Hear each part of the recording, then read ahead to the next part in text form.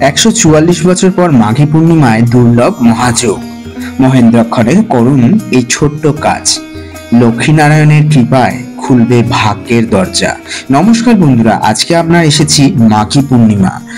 এই বিশেষ যোগ 144 বছর পর মাঘ মাসের পূর্ণিমা তিথিতে ভাগ্য এবং আর্থিক দিকটি শক্তিশালী করার একটা শুভ সুযোগ রয়েছে।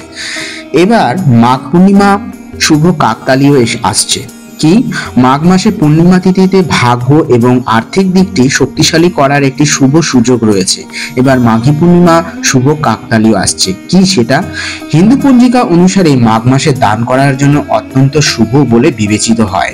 এই মাসের পূর্ণিমাকে অত্যন্ত শুভ তিথি হিসাবে বিবেচনা করা হয়। একে মাঘী পূর্ণিমাও বলা হয়।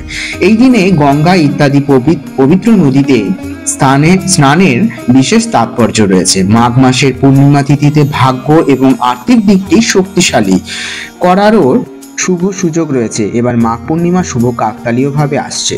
উজ্জয়নের পণ্ডিত আনন্দ ভারদ্বাজ কাছ থেকে জেনে নেওয়া যাক কোন শুভ মিলন তৈরি হচ্ছে এবং কোন কোন জিনিস দান করা শুভ। যদি কেউ দীর্ঘদিন ধরে কোনো রোগে ভুগছেন তাহলে কার্তিক পূর্ণিমায় ফল দান করা উচিত। এই দান স্বাস্থ্যের পক্ষে জন্য খুবই উপকারী এবং এই দান করলে দেবতাদের আশীর্বাদ পাওয়া যায়। একদম সাথে সাথে এটাও বলা হোক, যদি আপনি দীর্ঘদিন ধরে আপনার অগ্রগতিতে বাধার সম্মুখীন অথবা কঠোর পরিশ্রমের পরেও সাফল্য যদি না পেয়ে থাকেন, টাকা আটকে থাকে, তাহলে কার্তিক পূর্ণিমা দরিদ্রদের গুড় দান করুন।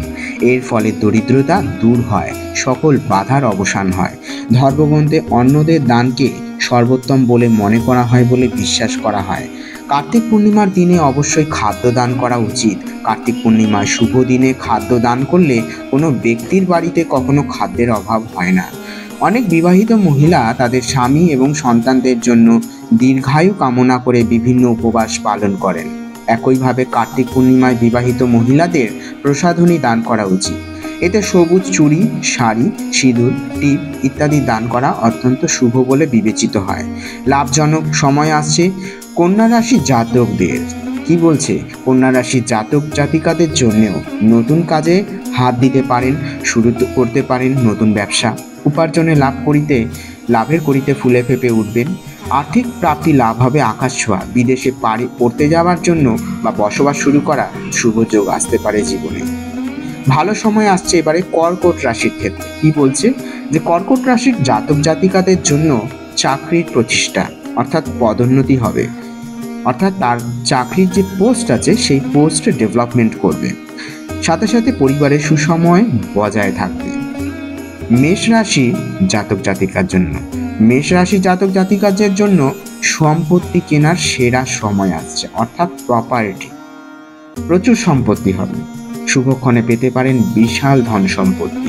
কেরিয়ারের সমস্যা দূর হবে, রোজগারের পথ খুলে যাবে। সো বন্ধুরা, ভিডিওটি ভালো লেগে থাকলে অবশ্যই শেয়ার এবং সাবস্ক্রাইব করে দেবেন। আপনি যদি নতুন মেম্বার হয়ে থাকেন তাহলে অবশ্যই আমার এই পরিবারের সঙ্গে যুক্ত হয়ে যান এবং দেখুন নতুন নতুন নানান রকমের ধরনের মাইথোলজি থেকে শুরু করে টেকনোলজি এবং সাইকোলজি এই ধরনের ভিডিওতে চোখ রাখুন। ভালো লাগবে। ভালো থাকবেন, সুস্থ থাকবেন। নমস্কার।